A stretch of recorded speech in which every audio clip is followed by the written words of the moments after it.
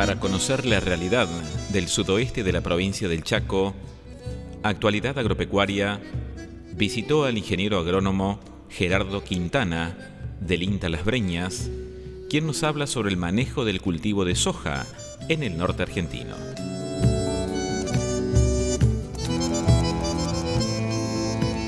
La generación de información sobre el manejo del cultivo de soja ha avanzado mucho.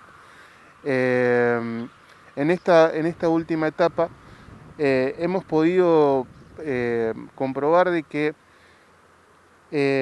gran parte de la formación de rendimiento del cultivo de soja pasa por tecnologías de procesos y no tanto por tecnologías de insumos. Nosotros hace 10 años estamos trabajando en una red de conocimiento del cultivo de soja que se lleva adelante entre el INTA y APRESID. Es una red que realiza ensayos en campos de productores, uniendo a empresas, productores y teniendo al INTA y APRESID como catalizadores, digamos, de la información generada. Y a partir de toda esa información acumulada hemos determinado cuáles son los factores que principalmente inciden sobre el rendimiento en el cultivo de soja en la región del NEA. A partir de este trabajo se ha determinado, por ejemplo, que las fechas de siembra, la combinación entre grupos de madurez y fechas de siembra, la elección de variedades, la correcta implantación del cultivo, tienen mucho más peso sobre la definición del rendimiento que la utilización de insumos como por ejemplo fungicidas, insecticidas o herbicidas. Estos primeros factores que te comenté son los factores que forman el rendimiento y que tienen gran incidencia en la determinación de qué potencial de rendimiento se puede alcanzar en los lotes. Y los insumos en realidad nos están permitiendo mantener ese rendimiento formado. Entonces la importancia relativa que tiene la tecnología de procesos por sobre los insumos es mucho mayor. En este trabajo que se ha realizado analizando 10 años de información con 106 ensayos implantados, pudimos encontrar que, por ejemplo, dentro de los factores ambientales, obviamente que la lluvia y los golpes de calor tienen mucha incidencia, pero también tienen mucha incidencia sobre la determinación de rendimiento, la calidad del ambiente, la calidad del lote donde se va a implantar. Y hubo una relación directa entre el rendimiento y la cantidad de años de agricultura en el lote. Básicamente lo que ocurre es que a medida que avanzan los años de agricultura, el rendimiento decae, pero fundamentalmente cae porque decae de alguna manera la fertilidad del lote. Y dentro de los factores que determinan la fertilidad de la materia orgánica es un indicador muy fuerte. Y también encontramos una relación entre el contenido de materia orgánica y los rendimientos que se alcanzaban en el cultivo de soja. Altos rendimientos de cultivo de soja, cuando hablamos de alto rendimiento estamos hablando de 4.500, 5.000 kilos de rendimiento, se obtienen solamente en aquellos lotes que tienen una adecuada provisión de materia orgánica, es decir, 3% más de materia orgánica.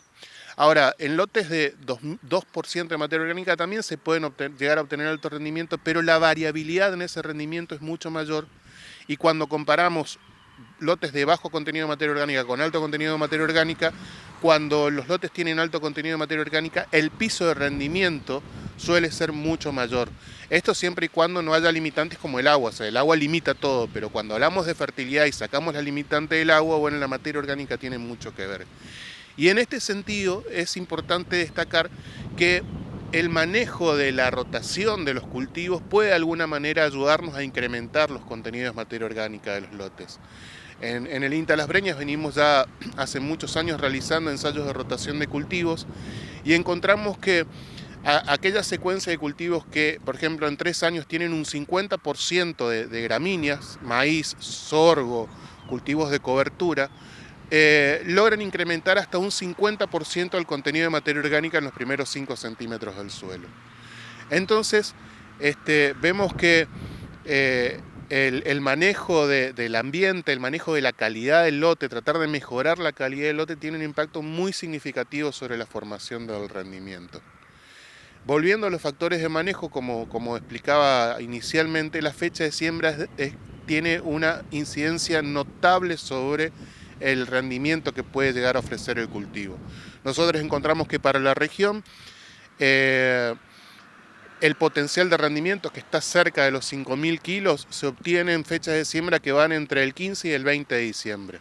Con fechas por delante de esa fecha, el rendimiento se reduce un poco, es factible alcanzar el rendimiento, pero se reduce. Después, entre el 20 y el 30 de diciembre, encontramos como una meseta en donde el rendimiento se estabiliza. No se alcanzan los rendimientos potenciales, pero se pueden alcanzar altos rendimientos de 4.000, 4.500 kilos. Y por detrás de esa fecha de diciembre, es decir, del 30 de diciembre en adelante, ya el rendimiento empieza a decaer. Cae a una tasa leve entre el 1 y el 10 de enero. La tasa de pérdida de rendimiento se puede incrementar hasta cerca de 45 kilos por cada día de retraso de fecha de siembra entre el 10 y el 20 de enero. Y del 20 de enero en adelante cae muchísimo, se pierden casi 65 kilos por cada día de retraso en la fecha de siembra, como consecuencia de este factor. Entonces, ¿cuáles son los grupos más importantes que se siembran aquí en esta región norte? Nosotros en ese sentido pasamos a tener un cambio, digamos, en los grupos de madurez que se sembraban. Si miramos hacia atrás, 10, 15 años, eran principalmente grupos largos los que se sembraban, principalmente 8 y 7.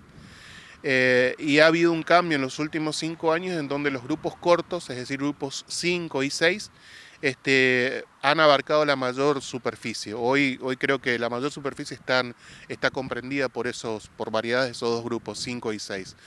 Y esto se debe principalmente al mejoramiento genético, a la aparición de variedades nuevas en el mercado, que han permitido un incremento en el potencial de rendimiento mucho mayor en esos grupos cortos que en los grupos largos.